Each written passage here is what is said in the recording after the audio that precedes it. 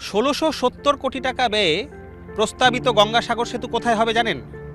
এই মুড়িগঙ্গা নদীর পরে ঠিক এই ৪ নাম্বার যে পিলার রয়েছে, এই ৪ নাম্বার পিলার থেকে সরাসরি প্রায় ৪.৭৫ কিলোমিটার দীর্ঘ হতে চলেছে এই গঙ্গাসাগর সেতু, যা অবশ্যই স্থাপত্যের দিক থেকে এশিয়ার অন্যতম যুগান্তকারী হবে বলে মনে করছেন যারা নির্মাণবিদ রয়েছেন তারা। ইতিমধ্যেই টেন্ডার দিয়ে দেওয়া হয়েছে, লার্সেন অ্যান্ড টুব্রো কোম্পানিকে সেই টেন্ডার দেওয়া হয়েছে, যারা যে সমস্ত জমির মালিক, জমি অধিগ্রহণের ক্ষেত্রে যে জমির মালিক তাদেরকেও কিন্তু টাকা দেওয়ার কাজ শুরু হয়েছে। আর এই গঙ্গাসাগর সেতু এবার অভিনব হতে চলেছে, তার কারণ ৪ লেনের হতে চলেছে এই গঙ্গাসাগর সেতু, যেখানে একদিকে এপারে রয়েছে সেই কাকদ্বীপের লট 8 এবং উল্টো দিকে রয়েছে কচুবেরিয়া অর্থাৎ সাগর আইল্যান্ড।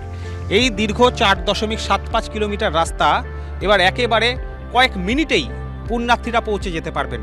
সুতরাং যে আপ্তবাক্য বছরের পর বছর, যুগের পর যুগ বলা হতো যে সব তীর্থ বারবার গঙ্গাসাগর একবার, এবার সেই আপ্তবাক্য বা সেই কষ্ট, সেই দুর্ভোগ, সেই যন্ত্রণা পুণ্যার্থীদের একেবারেই লাঘব হতে চলেছে।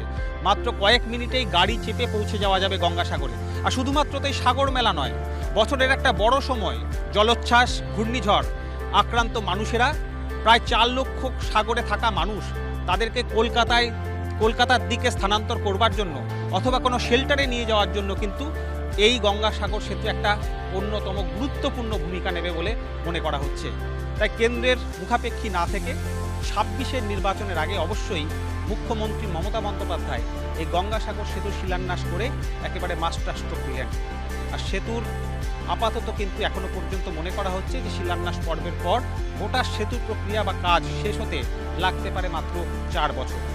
জি ২৪ ঘন্টার জন্য ক্যামেরায় জয়ন্তর সঙ্গে কমলাক্ষ ভট্টাচার্য, গঙ্গাসাগর। বাংলার আওয়াজ, বাঙালির আবেগ, জি ২৪ ঘন্টা।